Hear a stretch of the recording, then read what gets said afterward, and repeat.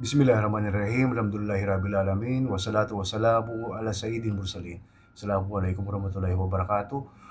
Muli na naman po tayo nagbabalik sa ating panibagong video. So, may dalawa po tayong paksang bibigyan ng komentaryo.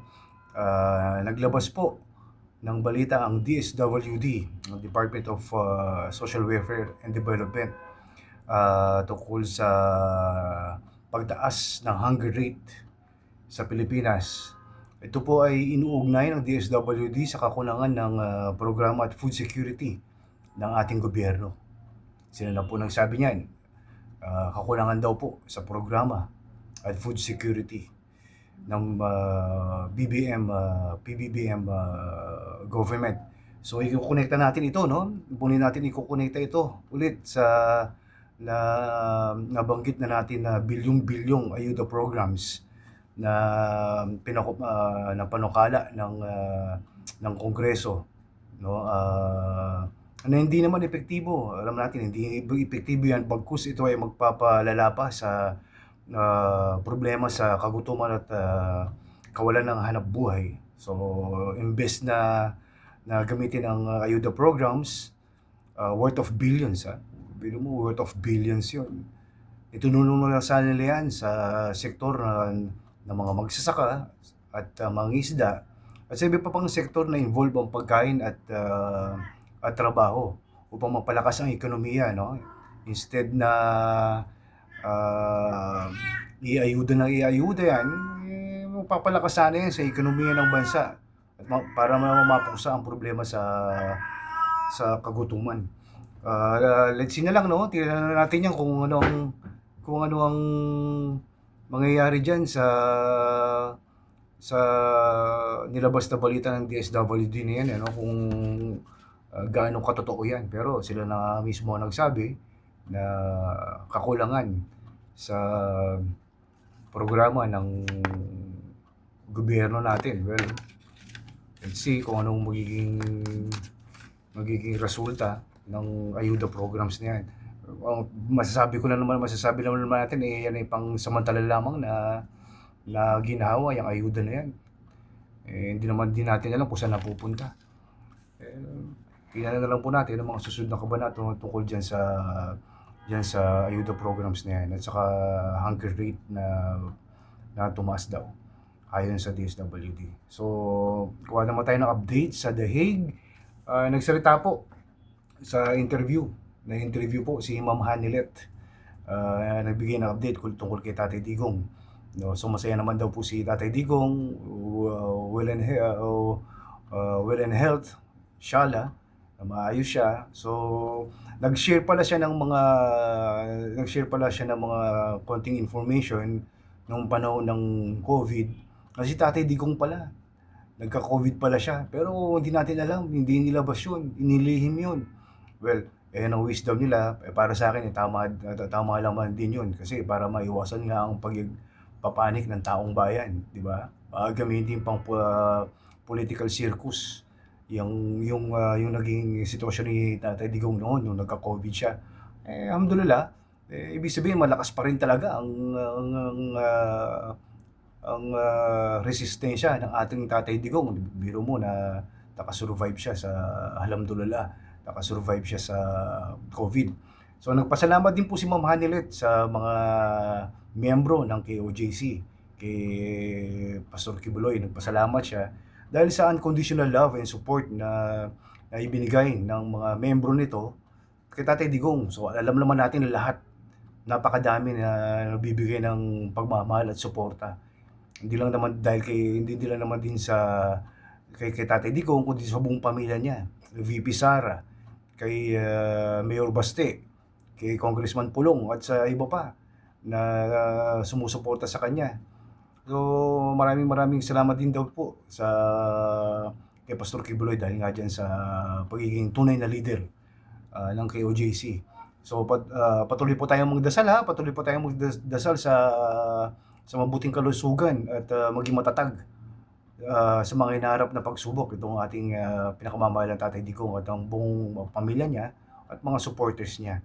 So may mga daanan din ako na may nagko-komentaryo galing sa mga Duterte supporters na ang nangyari ng global birthday celebration ni Tatay Digong, pwede daw po na Guinness World Book of Records ang mga pangyayari yon, which is hindi pa nangyayari sa kahit na sa history, sa kasaysayan ng ibang bansa, no? Na simultaneously, hindi man sabay-sabay talaga, real time, pero sabay-sabay na nagdiwang ang mga Pilipino sa buong mundo sa birthday celebration ng ating pinakamamahal na Tatay Digong, no? Congratulations sa mga lahat ng Duterte supporters. Sana nga, inshallah, mapansin ito ng Guinness, no? At ipasok sa World Book of Records, inshallah. Let's see, hintayin natin yan. Hintayin natin yan. Karugtong pa dito sa issue ng ICC, ano? May nabalitaan din tayo na in connection with the ICC, may impormasyon din tayong nabasa na ang bansang Hungary, European country to, no? Ay nag-withdraw na po sa ICC, citing that the ICC already becomes a political court. So yan ang kanilang kanilang sinabi. Sinabing dahilan kung bakit sila nag-withdraw sa ICC, na alam naman natin ang buong mundo ng ICC ay binuo para tulungan ng mga bansang hindi gumagana ang justice system. Well, obviously, sa Pilipinas, gumagana na naman ating justice system at napakaganda ng ating justice system. May mga nagsasabi hindi daw gumagana, may mga napakulong nga ang ating mga korte dahil dyan sa sinasabi nilang di umano na war on drugs. May mga napakulong nga, di ba? 40 counts or more yata ang sintensya doon sa mga polis na lumubag diyan sa war on drugs na yan. Kaya hindi natin masasabi yan, in my own opinion, ano? At sa maraming opinion din ng iba, na gumagana ang ating justice system. Period. So hindi natin kailangan ng ICC. Kaya yan din ang naisip ni Attorney Sal Panelo noon, na siya ang gumawa ng sulat or memorandum na mag-withdraw tayo sa ICC dahil hindi naman din natin kailangan ng ICC. We have our own justice system na gumagana at magagaling ang ating mga hukom pagdating sa justice system. Alam naman natin yan at hindi naman din alam ng wala naman pakialam ang ICC sa konstitusyon ng Pilipinas. So yun na po ang aking opinion, ha. Let's see, no, kung ano pa hindi natin alam sa mga susunod na panahon, no. In the future may mga titiwalag pa diyan sa ICC. Hindi natin alam, Allah knows best, di ba? Let's see, no.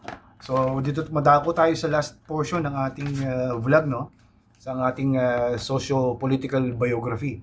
Pag-uusapan po natin ngayon ay si Attorney Salvador Bingbong Medialdea. Ito po yung best friend ni Tatay Digong. Alam naman po ng buong mundo kung sino si Attorney Medialdea sa ano ang parte, ano ang role ni Attorney Medialdea sa buhay ni Tatay Digong. Ito po, umpisahan po natin sa mga short biography lang po, no. Si Attorney Medialdea pinanganak po sa Maynila. Manileño po ito. Pero he spent his childhood days sa Davao City. Kaya sila nagkakilala ni Tatay Digong. Nakatapos po siya ng high school sa Paco Catholic School. Finished Bachelor of Science in Commerce sa Colegio de San Juan de Letran. Letranista po ito, si Attorney Medialdea. Proud to be a letranista po. Letranista din po ako. Kaya nung nabasa ko ang biography ni Attorney Medialdea, talagang na-solidify ko ang paniniwala ko sa mga letranista na hindi nang iiwan hanggang sa dulo ng laban. Mga letranista po dyan, shoutout po sa mga letranista. Letranista din po ako. Halos ng mga pamilya ko, mga letranista, yung anak ko mismo letranista, yung mga pinsan ko, yung kapatid ko, nagletran din po ata yung bunso naming kapatid, hindi ko lang po matandaan. Pero yung isa po doon, sa kapatid na letran, yung UST. Dominican sister school namin yung UST, Dominican School. Maraming salamat po sa mga letranista dyan. At nakapagtapos po siya ng mga abogasya sa San Beda. Kaya po, malaka, excuse me, na talagang tiwala ni Tatay Digong kay Atty. Medialdea. Ganun-ganun na lang kasi isang bedista po itong si attorney. At trabaho po siya una as initially sa law office ni Juan Ponce Enrile at Rene Cayetano as senior associate, no?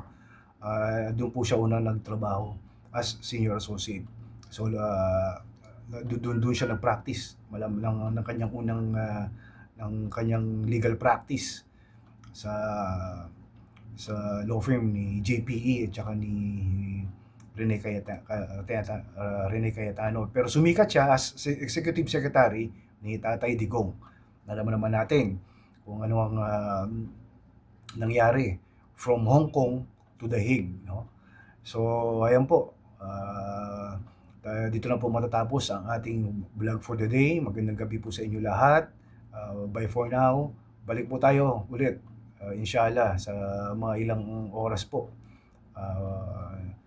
Dito muna po natin matatapos. Kung hindi pa po kayo pala yung nakapag-subscribe, subscribe po kayo at i-like and i-share po ang mga videos ko. Maraming salamat po. Assalamualaikum warahmatullahi wabarakatuh.